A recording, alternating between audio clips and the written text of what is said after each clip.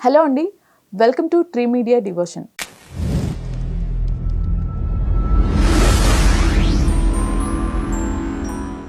ఈరోజు మనతో ప్రముఖ జ్యోతిష్య, వాస్తు, సంఖ్యాశాస్త్ర నిపుణులు గీతా సురేందర్ శర్మ గారు ఉన్నారు.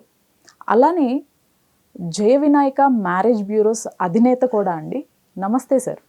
శ్రీమాత్రే నమః. జై శ్రీమన్నారాయణ.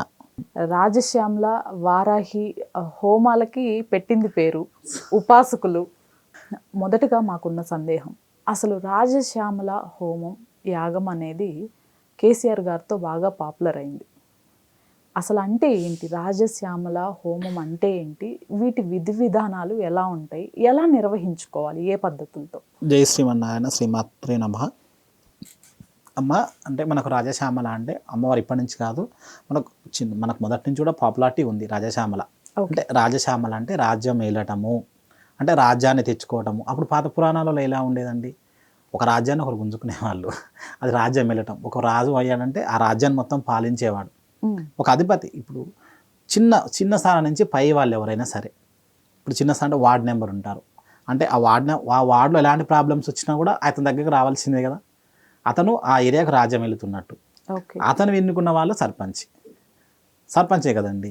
ఆ సర్పంచి కూడా అంటే వీళ్ళందరూ ఎన్నుకుంటే మొత్తం ఆ ఏరియా కానీ ఆ ఊరు కానీ మొత్తం తన చేతిలో ఉంటుంది, అతను వెళ్తున్నట్టు. అంటే రాజ్యాన్ని ఒక ఉద్యోగస్తుడు అనుకోండి అమ్మ, ఒక ఉద్యోగస్తుడు చేస్తుంటే రాజ్యం వెళుతున్నట్టు 10 మంది ఆయన కింద వర్క్ చేసే వాళ్ళు ఉంటారు. ఆ చిన్న ఉద్యోగం అయినా కూడా ఆయన 10 మందికి ఉపాధి కల్పిస్తున్నాడని అర్థం, ఆ ఫ్యామిలీకి ఉపాధి కల్పిస్తున్నవాడు అన్నట్టే కదా.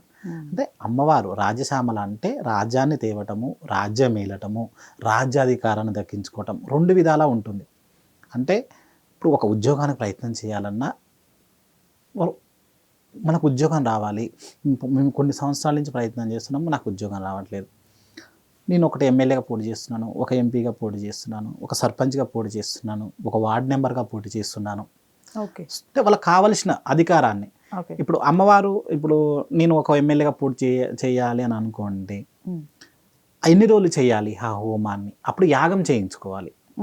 నేను ఒక వార్డ్ మెంబర్గా పోటీ చేయాలి, లేదా నేను ఉద్యోగం తెచ్చుకోవాలి, నేను సర్పంచ్గా రావాలి, ఇలాంటి వాళ్ళకి ఏంటంటే హోమం సరిపోతుందమ్మ. అంటే చిన్నదే కాబట్టి, అంటే నేను జనాలకు బాగా వెళ్ళాలి, జనాలకు నేను మంచి చేయాలి, జనాల్లో నాకు పలుకుబడి రావాలి, నేను మంచి చేస్తాను అనే విధంగా మీరు ముందుకు వెళ్ళి అమ్మవారిని సంకల్పం చేసేసుకుని ఆ విధంగా హోమాలు నిర్వర్తించుకుంటే, సో మీరు చేసిన మంచి పనులు ప్లస్ అమ్మవారి కృషి ఉంటుంది, 2 విధాలా మీరు పైకి వస్తారు.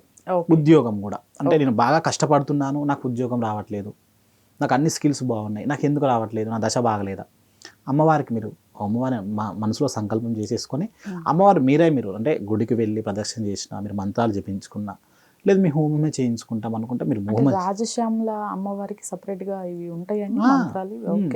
అమ్మవారికి సపరేట్ ఉంటాయి. రాజరాజేశ్వరి, రాజదాయిని, రాజవల్లభ, రాజాత్కుప, రాజపీఠ, నివేశిత, నిజాశ్రుత, రాజ్యలక్ష్మి, కోశనాథ, చిత్రంగ బలేశ్వరి, సామ్రాజ్యదాయిని, సత్యసంధ, సాగర మేకల.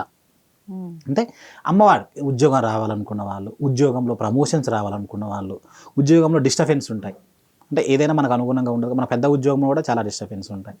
అంటే ఈ చిన్న కాల నుంచి పెద్దవాళ్ళు ఎవరైనా సరే ఈ మంత్రాన్ని జపించుకోవడం వల్ల, అమ్మవారిని జపించుకోవడం వల్ల కూడా మీకున్న జాబ్లో ఉన్న ప్రాబ్లమ్స్ అన్నీ పోతాయి. ప్రమోషన్స్, కొత్త జాబ్లు. మళ్ళీ ఇంకోటి ఏంటంటే అమ్మ, షాప్స్ పెడతాము, కొన్ని లక్షలు పెట్టి పెడతారు, అది పనిచేయదు. అంటే షాప్ పెట్టేటప్పుడు ఈ షాప్ బాగా నడుస్తుందా, వాస్తు చూసుకొని నీ దశ కూడా చూసుకోవాలి. అంటే నీకు మంచి దశ నడుస్తుందా, ఇప్పుడు నీకేదో మహాదశ మంచి దశ నడవట్లేదు అనుకోండి, ఇప్పుడు నువ్వు 20 లక్షలు పెట్టి ఒక మంచి ఏదో షాప్ పెట్టావు, ఆ షాప్ నడవదు, డబ్బులు లాస్. అప్పుడు నేను అమ్మవారిని ముక్కుంటాను, నాకు అమ్మవారు పెట్టుకుంటే కొంచెం మనం మొదటే చూసుకుని షాప్ పెట్టేటప్పుడు, షాప్ పెట్టిన పరిస్థితి ఏంటంటే ఆ దశ ఏం నడుస్తుందో మీకు, ఒకవేళ పాపగ్రహాల దశ నడుస్తున్నా కూడా దాని దగ్గర పరిహారం మీరు ఓన్గా చేసుకొని ఈ రాజశ్యామల హోమం మీరు చేయించుకోవడం వల్ల అంటే మీకు షాప్ బాగా నడుస్తుంది. అంటే రాజ్యం వెళ్తుందంటే 10 మందికి తెలుస్తుంది, 10 మంది మీ దగ్గరికి వస్తారు, అప్పుడు మీకు బిజినెస్ నడుస్తుంది. ఇది ఏదైనా సరే అమ్మవారి సంకల్పం చేసేసుకొని మీరు రాజశ్యామల దేవిని హోమాలు చేయించుకోవడం వల్ల మీరు ఉన్నత స్థితికి, అభివృద్ధికి వస్తారు. అయితే సరే, ఇప్పుడు ఈ చిన్న వారికి వీళ్ళందరికీ క్లియర్గా ఎలా చేసుకోవాలి అనేది ఎక్స్ప్లెయిన్ చేశారు. ఇప్పుడు నాకు అధికారం పెద్దది కావాలి, అసలు ఒక బిగ్ ఎయిమ్ ఉంది, నా రిక్వైర్మెంట్ అసలు ఒక బిగ్గెస్ట్ పొజిషన్ ఉంది, అప్పుడు నేను ఈ హోమాలతో వీటితో సరిపోతాయా, అప్పుడు ఎలా చేయాలి? యాగాలు చేసుకోవాలమ్మా.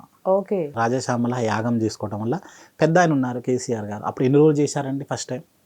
11 days వరకు చేశారు. అంటే అన్ని రోజులు ఎంతమంది పంతులు ఉన్నారు అక్కడ? 101 మంది పంతులు. అవును. అంటే ఆ తీవ్రత బట్టి ఇప్పుడు ఆయన పెద్ద పదవిలోకి రావాలనుకున్నారు రెండోసారి, పెద్దగా చేసేసారు అంటే ఆయన మంచి పనులతో ప్లస్ ఈ అమ్మవారి హోమము ఇస్తే రెండు కలిపి మనకు రాజ్యాన్ని వస్తుంది. అవును. సో అంటే తీవ్రతను బట్టి మనం చేయించుకోవాలమ్మా. రాజశ్యామల అంటేనే రాజ్యాన్ని ఏలటము, రాజ్యాధికారం రావటము, నలుగురిలో పేరు పొందటము, ఉన్నత స్థితిని ఇవ్వటము. ఒకటండి, మనం ఎప్పుడు నేను చెడు పనులు చేస్తూనే అమ్మవారిని మొక్కుంటా అంటే కాదు, మనం మంచి పనులు చేస్తూ అమ్మవారిని ఆటోమేటిక్గా అమ్మవారు దగ్గరికి మీరు వెళ్ళారంటే అమ్మవారే మీతో మంచి పనులు చేపిస్తూ ఉంటుంది, మీకు తెలియకుండానే చేపిస్తుంది, మీ మనసు మారుస్తుంది. అంటే మీరు ఎవరైనా సరే చిన్న స్థానం నుంచి పెద్ద స్థానం వరకు షాపులే చిన్న టీ స్టాల్ నుంచి అమ్మ చిన్న కిరాణా షాప్ నుంచి రాజశ్యామల దేవుని మీరు మొక్కోండి, 100% మీకు మంచి జరుగుతుంది, 100% మీకు మంచి బిజినెస్ వస్తుంది. ఓకే. మనం చూడండి, ఉద్యోగాలు రాక కొంతమంది వేలల్లో లక్షల్లో ఉంటారని చెప్పాలి. మరి గవర్నమెంట్ జాబ్ కోసం అయితే నేను చాలామంది చూశాను, వేలల్లో ఉన్నారు పిల్లలు, లక్షల్లో తిరుగుతున్నారు ఉస్మాన్ యూనివర్సిటీ అక్కడ ఇక్కడ, ఉద్యోగాలు రాక. కొంతమంది చూడండి 1-2 మార్కులే పోతుంది, అన్ని స్కిల్స్ ఉండి కూడా కొన్ని సంవత్సరాల తరబడి చదువుతూ ఉంటారు, వాళ్ళకి ఏ ఉద్యోగాలు రావు. అలాంటి వాళ్ళంటే ఒక కాన్ఫిడెన్స్గా ఒకటండి, నీకు ఆ ఉద్యోగం వచ్చేది ఉంటే అమ్మవారు నీకు ఈ ఉద్యోగానికే ప్రయత్నం చేయండి అని మొక్కు చెప్తారు, ఆ ఉద్యోగానికి నేను ముందుకు తీసుకెళ్తారు. అంటే అటువైపు నేను మొగ్గు చూపిస్తుంది, దానికి అప్లై చేశాను దీనికి అప్లై చేశాను ఏది రావట్లేదండి అంటే ఫస్ట్ మీరు అమ్మవారి దగ్గరికి వెళ్ళి మీరు సంకల్పం చేసుకుంటే నాకు ఈ ఉద్యోగమే కావాలని కోరుకోండి. ఓకే. అప్పుడు అమ్మవారి మీరు చదువుతూ ఉండండి, ఆ తర్వాత అమ్మవారిని మీరు మనసులో స్మరించుకోండి. చిన్నవాళ్ళు అంటే మీరు మరి ప్రత్యేకంగా టెంపుల్ ఏర్పాటు చేసుకోవాలా, నేను హాస్టల్లో ఉంటాను నాకు గుడి కావాలా, అవసరం లేదమ్మా. అమ్మవారి చిన్న మంత్రాన్ని నేను చెప్పిన విధంగా మీరు జపించుకోండి, చదువుతూ ఉండండి, జపించుకోండి. అమ్మవారు మంచి అధికారాన్ని ఇస్తారు, మంచి ఉద్యోగాన్ని ఇస్తారు. ఏదైనా సరే అమ్మవారు మళ్ళీ మా దగ్గర ఏంటంటే మేము చేపించేది ఏంటంటే మేము ఎక్కువ వేలల్లో పెట్టలేము డబ్బులు, మా దగ్గర లేదు అని అనుకున్న వాళ్ళు అమావాస్య పౌర్ణమికి టికెట్ ఉంటుందమ్మా. అమావాస్యకి పౌర్ణమికి 2 రోజులు, నెలలో రెండే వస్తాయి కదా, అమావాస్య పౌర్ణమి. ఆ తిథులలో మేము చేపిస్తాము సామూహికంగా. అంటే ఇక్కడ నాకు ఒక చిన్న డౌట్ ఉంది సార్, ఇప్పుడు ఈ రాజశ్యామల హోమాలు ఇవి వేణుస్వామి గారు కూడా చేయించారు అంటే ఆయన సాత్వికంగా కాకుండా వేరే పద్ధతిలో చేయించేవారా? ఆయన రాజశ్యామల నాకైతే తెలియదమ్మా, రాజశ్యామల హోమం ఆయన చేయించలేదు అనుకుంటాను. ఆయన వేరే దగ్గరికి వెళ్తారు, కామాఖ్య దగ్గరికి వెళ్తారు ఆయన కామాఖ్య హోమాలు చేపిస్తారు, ఆయన బలి ఇవ్వటము అంటారు అనుకుంటాను. అది సో నేనైతే పెద్దగా చూడలేదు, నాకు పెద్దగా తెలియదు. మేము మాత్రము సాత్వికంగా చేపిస్తాము, దక్షిణాచారం ప్రకారం చేపిస్తాము. అంటే బలి ఇవ్వటం అనేది ఉండదు, ఏదో అన్ని మీ చేతుల నుంచే జరిగిపోతాయి. ఏదైనా కూడా ఏ చేసినా గట్టిగా సంకల్పం చేసుకోవాలి, మనం చేసిలో వృత్తిలో నియబద్ధత ఉండాలి, మనం చేసే పని గట్టిదై ఉండాలి. కావాలి అని అనుకొని మీరు గట్టిగా సంకల్పం చేసుకొని రావాలి. ఆ తర్వాత 80% మీది, 20% అమ్మవారి కృషి. మీకు అమ్మవారికి మధ్య ఉన్న వ్యక్తినే నేను.